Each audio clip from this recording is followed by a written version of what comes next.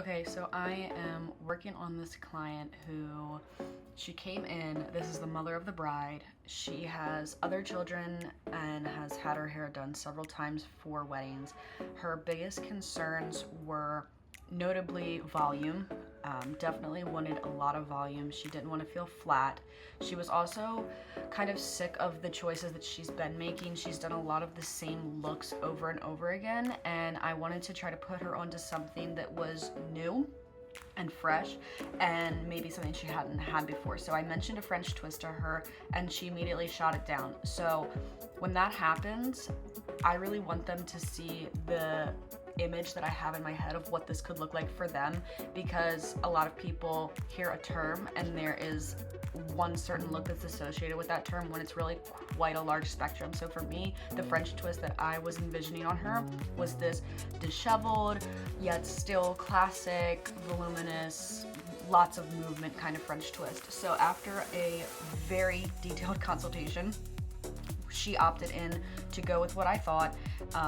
We got right into it. As you can see, I took my crimper, I crimped pretty much all of her roots. She has a lot of hair, yes, but we want to make sure that that volume holds all night, and I don't want to just depend on tease. I want to use tease, product, crimp, and everything else that I can to ensure that this look is going to have the most longevity.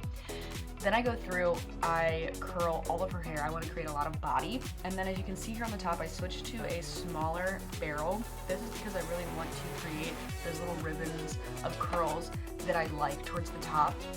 So after raking everything out, I separate the hair. I kind of go the first third of the back of the head, section everything out of my way. I want to create and really distinctively make that tease so that I can mess with that later for height purposes.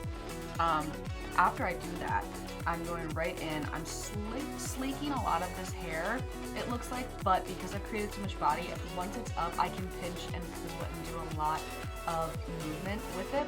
So I use, I don't even know what you would call it. I basically take two bobby pins and an elastic and create like this hair tie. They have a name.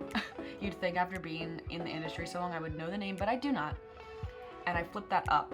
That's gonna help us guarantee hold. I like this process a lot better than just using bobby pins or elasticing it down towards the ground and hoping that gravity doesn't win that fight. So instead of doing that, I take a lot of the weight out by doing only a third section of the back and flip it up using that method.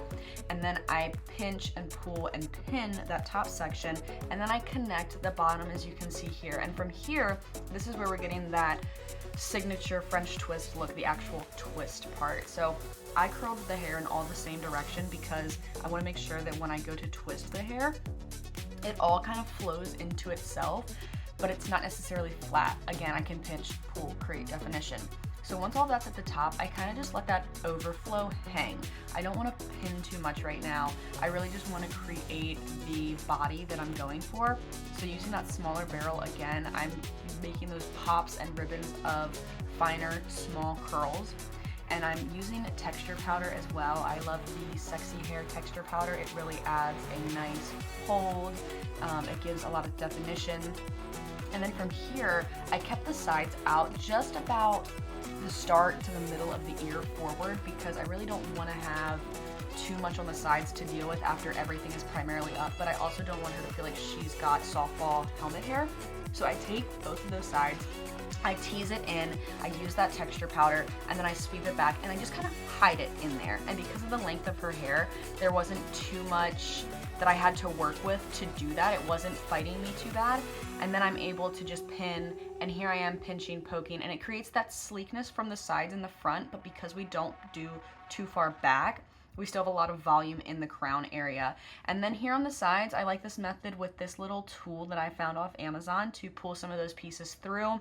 It creates a really luxurious look, very effortless, and she absolutely adored this style. So did I. I think that this is a beautiful mother of the bride style, and I really love a particular client because they really know what they want, and she said for her this was the best she's ever had, and I was happy to create that for her with a thorough consultation and a lot of understanding.